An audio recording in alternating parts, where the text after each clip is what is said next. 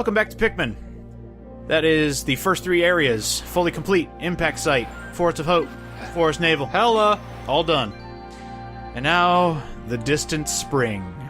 God, that's a lot of parts. 10 parts. And if you heard Olimar, 10 more parts until we can fly to the final area.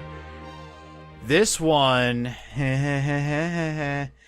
is the hardest one. This'll have you test all of your abilities using all 3 colors of Pikmin. But it is also home to the hardest secret boss in the game. I can't wait for the pain to begin. So let's go fight that secret boss immediately, actually.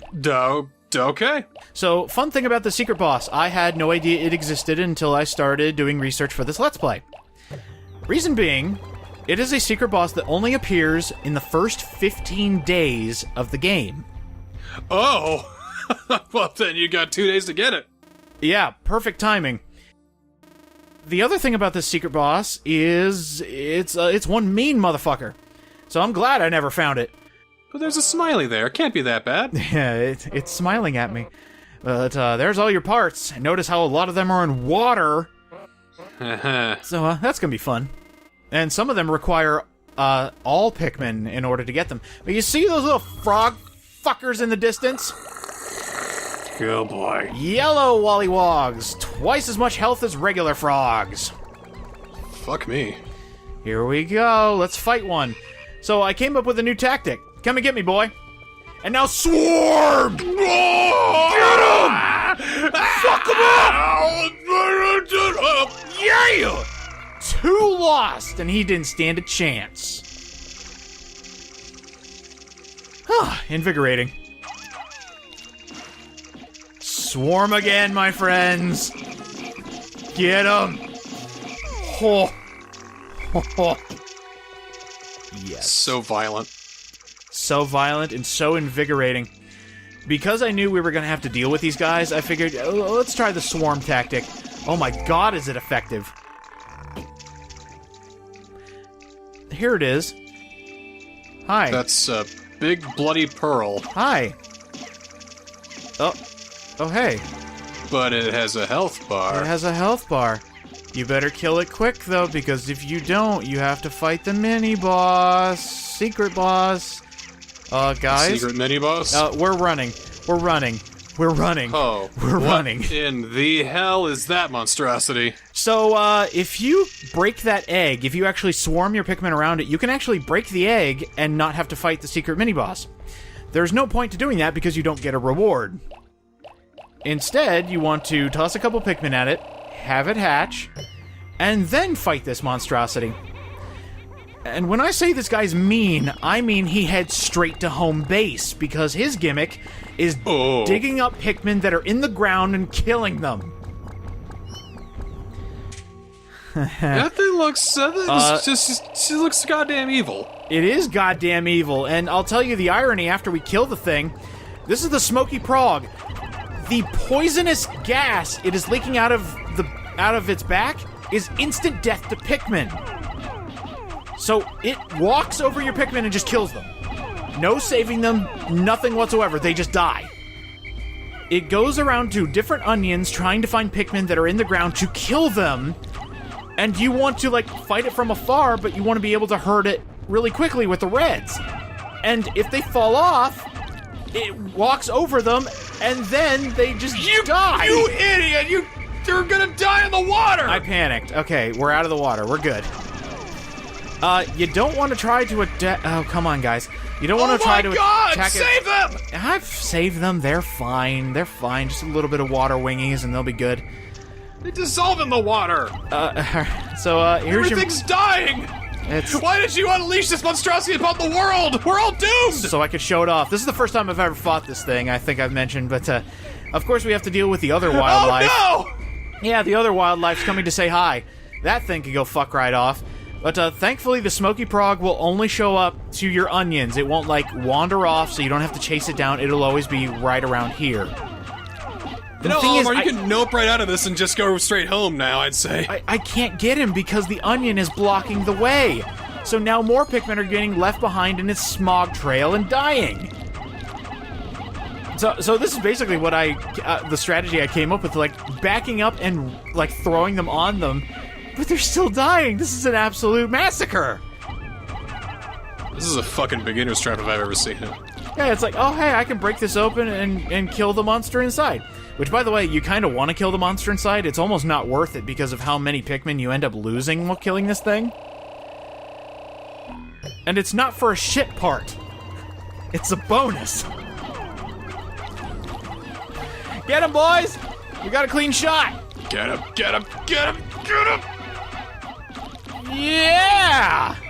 Sheesh. Smokey Progg killed, and your reward is a golden pearl. A golden pearl. A golden pearl nets you 100 free Pikmin. Which is about how many I lost to kill the damn thing. Oh, and you want to know the ironic part to that monster in the mythos of the game? I thought it was a ship part. No. Nah. The Smokey Progg is a half-developed Mamuta, the pacifist monsters. Oh. You remember that rock thing we killed that had no problems replanting Pikmin to help them grow more? Yeah. That thing we just killed was its larval stage. So those things are born evil, then they learn to be good? Yeah. They grow up and they're like, oh, cool. Pikmin are great. Let's plant them. Alright, we got a few new enemies. These are spotty ball bears. Twice as much health as the regular Bulborbs. And they have a lot more iframes. So you're saying twice as much in all the wrong ways. Yeah, there's so much health in all these big beasties in this final area.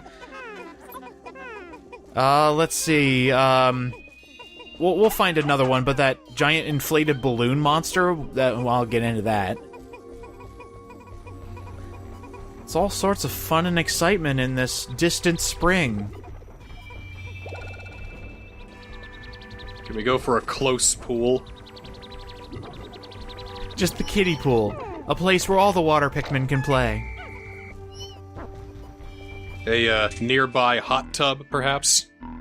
Aw, dude, perfect for the reds, but it can only be like puddle. But then again, knowing Pikmin AI as well as I do, they might be able to drown themselves in a puddle.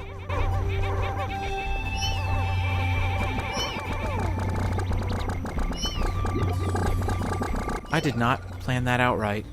I accidentally sprouted more. Oh well. So, we're going in the water. Is there another secret boss here, or just another ship part? That is the last secret boss in the game. Good, because I didn't want to have to fight another one of those goddamn things. No, never again. But I did want to show that off before day 15, otherwise I'd lose my chance. So that's kind of why I've been, double timing, getting pieces and everything. Just so I could get here, show it off, and then we never have to deal with that thing ever again. That's bad. Oh, okay, we're good. Alright. Alright, oh hey, these guys. These guys are hilarious. They're just giant, mouths that kind of shimmy along the ground.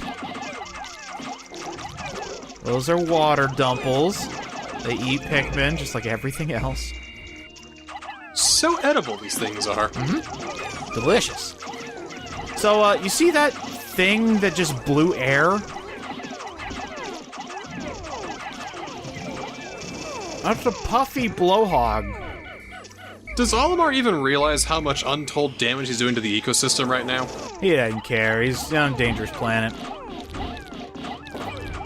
A puffy blowhog blows Pikmin, as you saw, blows them away from you. But not only that, they, for lack of a better term, deflower Pikmin.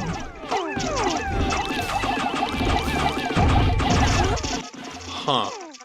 It makes them weaker. And slower. Oh, good. Oh, what's this? The interstellar radio. Ooh. Interstellar radio. Still needed. Yeah, Olimar strikes me as a guy who listens to Sagan.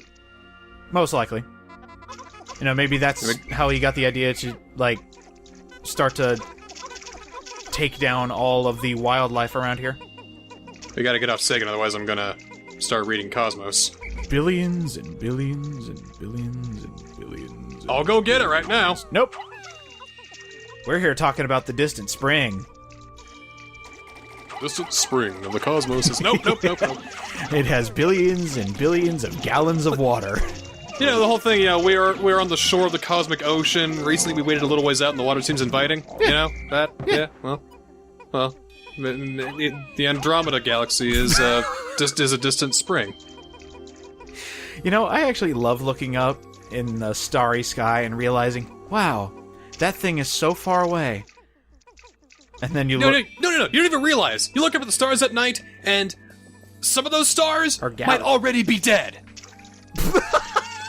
Seriously. I don't want to think about dying stars. No, they might already be dead, and the light hasn't caught up to our eyes yet. Oh. Wow. Because they're so fucking far away. Holy shit. This is why you like reading this stuff. Like, I can't tell you how much, my worldview just expanded when I, looked at Cosmos and all that stuff, when I saw the original Cosmos. It's like, oh my god! Oh my god! Opened your third eye, and you started seeing... It opens my third, fourth, and fifth eye! You could start seeing air. Like, air flowing, you could actually see it. Oh my god. Well, think about what's flowing in the air right now. It's not just oxygen, it's nitrogen and hydrogen and all these other, chemicals. It's like about 75%, oxygen or something like that. All right. Tone it down, science guy.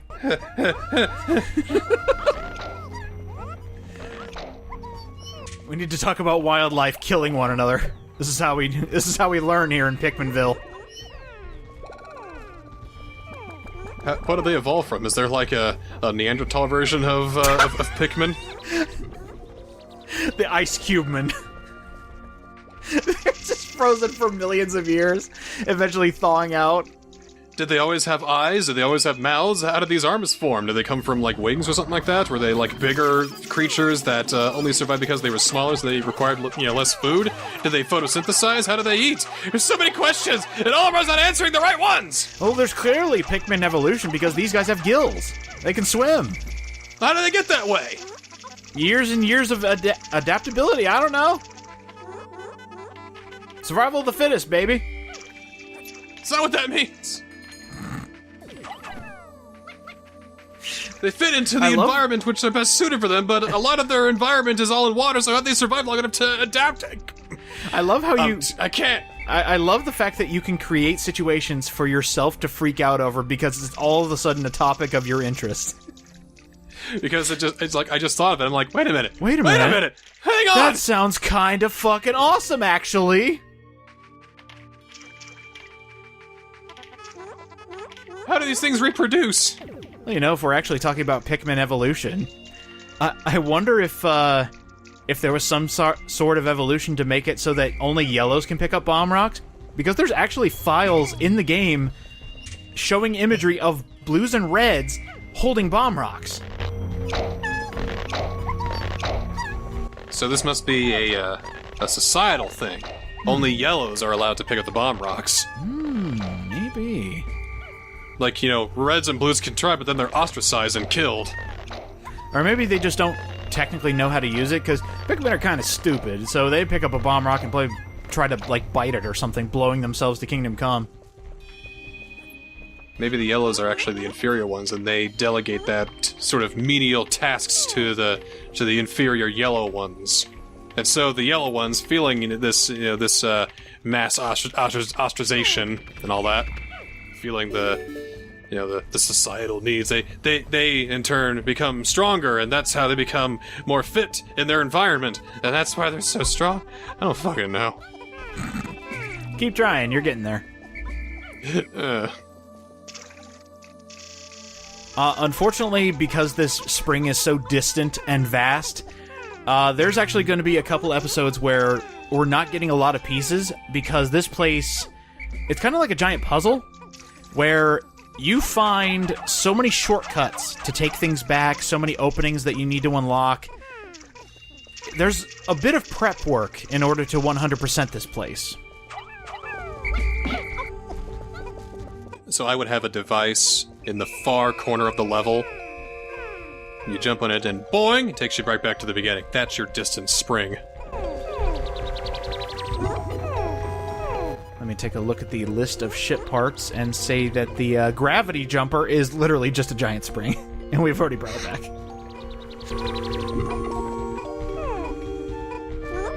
See, it's too late for me to play this because I'm already like scientifically literate. I'm too scientifically literate to play this game, I think. Oh my god.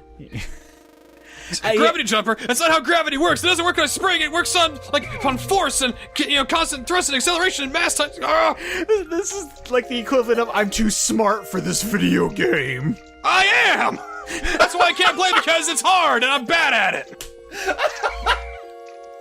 So wait, we went for I'm too smart, therefore I don't have to play it. Exactly. I'm having you, my lackey, take care of it for me. Exactly. This is what research grants are for! You are learning through other people's doing. That's how you observe these Pikmin. That's how you learn about them. You don't need to go into the field. You got me!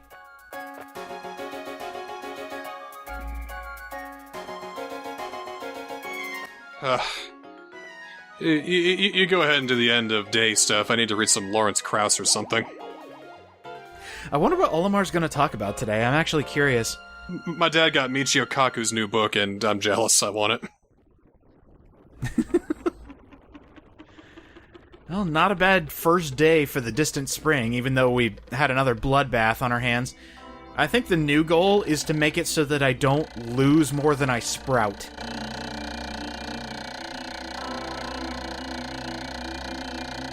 I want to see the numbers. How bad did we do today?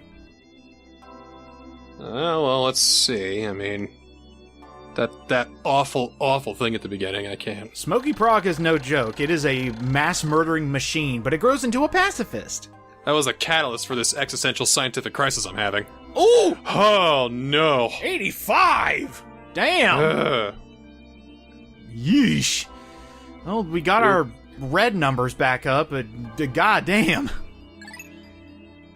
Okay. Well, yeah, that was mean. But we got it done. So, how about next time on Pikmin, head back into the Distant Spring, let's get some stuff done. Sounds like a plan. Now go read your book. Okay, we'll do.